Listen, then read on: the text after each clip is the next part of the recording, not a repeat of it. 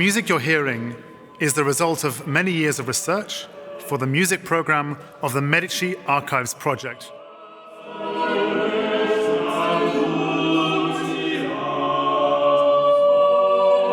The music program at the Medici Archives Project in Florence is a very exciting new development.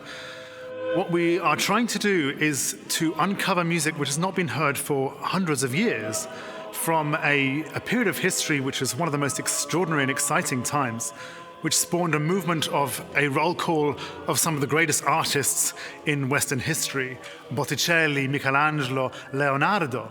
But I think what is so exciting for me is that we still know very little about the sacred music from this time.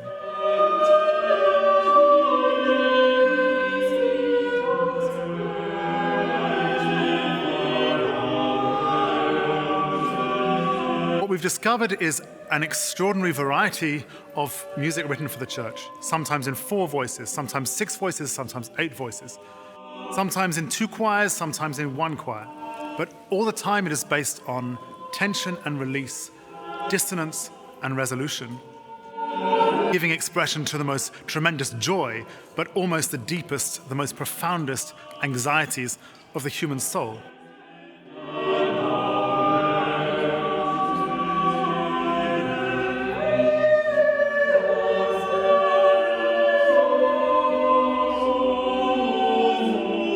I feel very privileged to have been here this evening to hear the launch of this recording. It's very exciting to hear this music from Florence, which, as everyone knows, is such a centre. And it's strange that their music has had less attention than that of Rome or Venice. And I think it's a wonderful initiative to explore it all.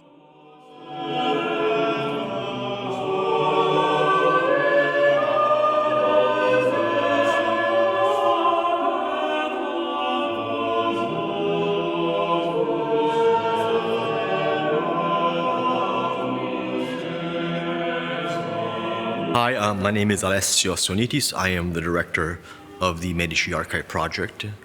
And the Medici Archive Project is a research institute which is based in Florence, but is American in all effects.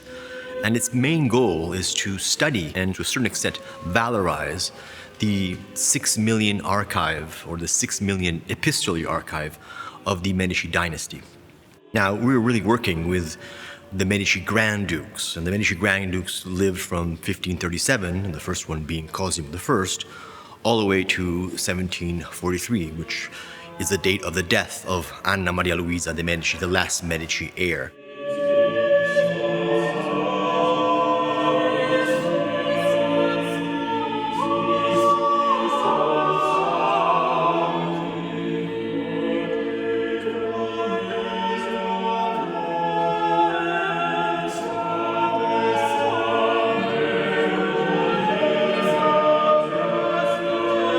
We are dealing with the latest of the programs, which is on history of music, and specifically Medici music.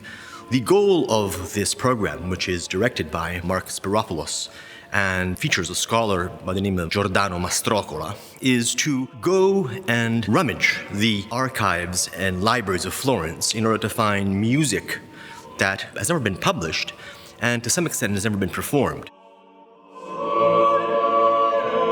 What Mark and Giordano have been doing for the past year and a half is finding music in libraries and in archives, putting it together and making sure that it can be performed.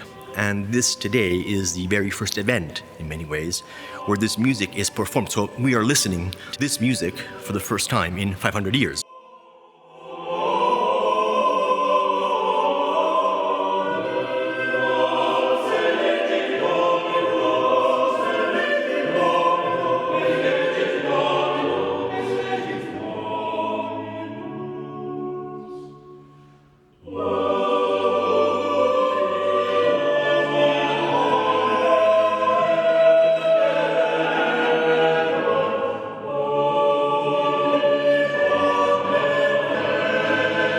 Coming back to life means hard work in the archives, in the libraries. It means a good amount of rearranging, of, in a sense, reinterpreting things that have been lost because the score has been destroyed, or because there are lacuna, or because aspects of the manuscript are illegible. So the great work of Mark and Giordano is exactly that, to reconstruct a moment in history where music had an impact in Florence, but somehow, it was forgotten. It was ignored by recent, or even, let's say, 18th, 19th, and 20th century academia.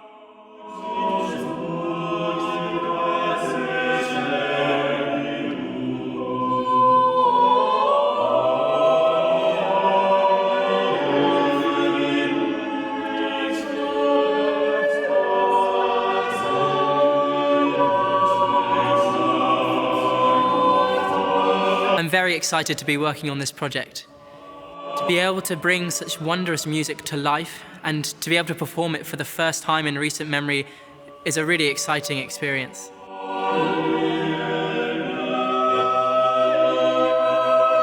We've had a lovely evening. It's a wonderful range of pieces, and I look forward to hearing more.